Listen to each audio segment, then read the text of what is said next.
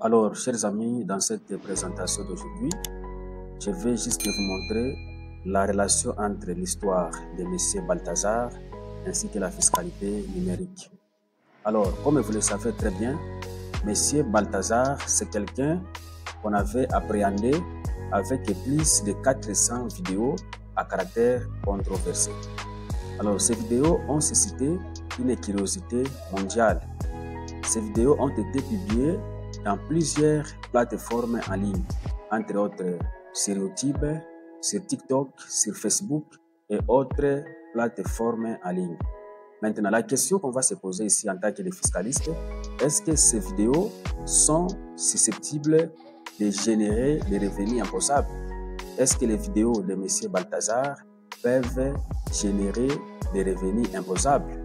Maintenant, pour répondre à cette question, nous devons d'abord maîtriser la notion des revenus numériques.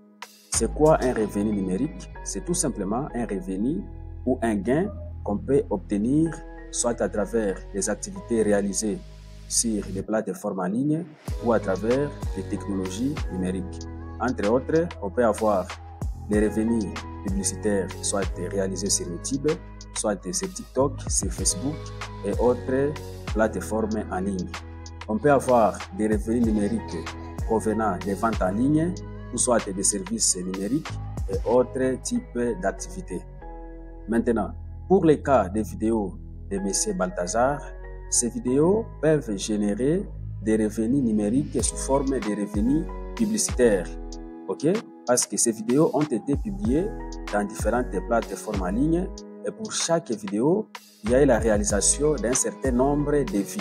Parce que sur les plateformes en ligne, ou soit sur YouTube, sur TikTok, sur Facebook, les gens gagnent de l'argent en fonction du nombre de vues réalisées par vidéo. Maintenant, les vidéos de M.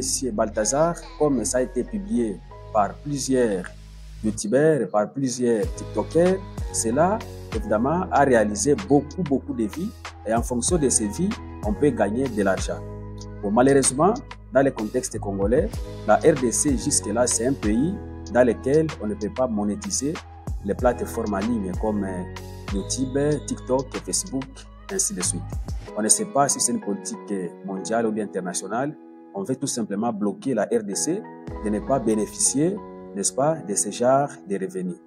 Alors, quelle peut être l'implication fiscale maintenant de ces revenus numériques? Dans plusieurs systèmes fiscaux sur le plan mondial, tout revenu numérique est considéré comme un revenu imposable, soit en impôt sur les revenus ou soit en impôt sur les bénéfices et profits, voire même en matière de la TVA. Donc ces revenus constituent évidemment une matière imposable dans les pays où on a déjà un système fiscal qui tient compte, n'est-ce pas, d'une fiscalité numérique. Alors, on va partager un cas pratique qui va nous montrer comment est-ce que les vidéos de M. Balthazar ont pu générer, n'est-ce pas, des revenus, ou bien comment ces vidéos sont susceptibles de générer des revenus, voire même des recettes fiscales importantes. Maintenant, supposons que pour chaque 1000 vues, n'est-ce pas, réalisées par vidéo, on peut payer ou bien on peut gagner $1. Maintenant, dans le cas de M. Balthazar, lui, il avait au moins 400 vidéos. Si on suppose que chacune de ces vidéos, en moyenne, a atteint 1 million de vues sur YouTube, ok? En termes de vues, cela peut tout simplement nous donner 400 millions de vues. Alors, en termes de revenus gagnés, qu'est-ce que cela peut nous donner, n'est-ce pas? Si on peut prendre les 400 millions de vues, on divise, n'est-ce pas, par 1000 vues, ok? Et on multiplie par 1, cela nous donne tout simplement $400 000. Donc, c'est un montant important en termes de bénéfices ou de revenus qu'on peut gagner juste pour ces 400 vidéos. Alors, si on peut calculer l'impôt sur ces revenus de $400 000 au taux de 30%, ok? Alors, on va tout simplement appliquer le taux de 30% sur ces $400 000 et cela nous donne, n'est-ce pas, en termes d'impôt, $120 000. Donc, c'est un montant vraiment important. Et si notre fiscalité congolaise était déjà adaptée à ce genre d'activité numérique, regardez comment est-ce qu'on pouvait en train de bénéficier n'est-ce pas, beaucoup d'argent en termes de recettes fiscales. Et si, évidemment, notre pays était déjà éligible à la monétisation, n'est-ce pas, des chaînes YouTube, des pages Facebook et tout ce qui concerne les plateformes en ligne, on pouvait gagner beaucoup de recettes en matière fiscale. Alors, qu'est-ce qu'on peut retenir comme leçon?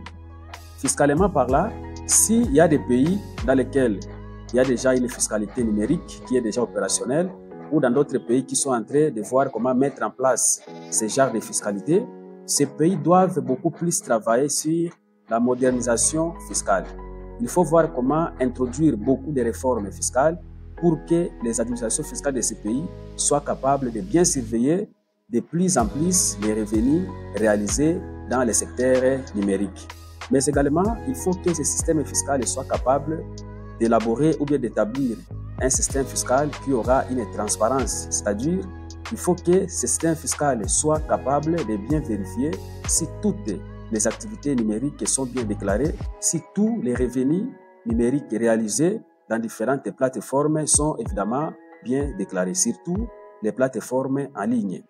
Alors pour terminer, on peut dire ceci, dans le cas où évidemment les opérateurs économiques de ce secteur numérique ne veulent pas bien se conformer sur le plan fiscal, il faut tout simplement les infliger des sanctions sous forme des amendes. On peut même réaliser des redressements fiscaux pour toutes sortes d'omissions ou de fraudes fiscales. Alors, qu'est-ce qu'on peut tirer comme conclusion concernant l'histoire de M. Balthazar? On peut tout simplement dire l'histoire de Balthazar nous montre clairement que la popularité sur Internet peut avoir évidemment des conséquences inattendues, y compris même des conséquences fiscales. Donc, c'est tout ce qu'on peut tirer comme leçon concernant cette histoire de M. Balthazar. Alors, pour terminer, n'oubliez pas de vous abonner sur la chaîne.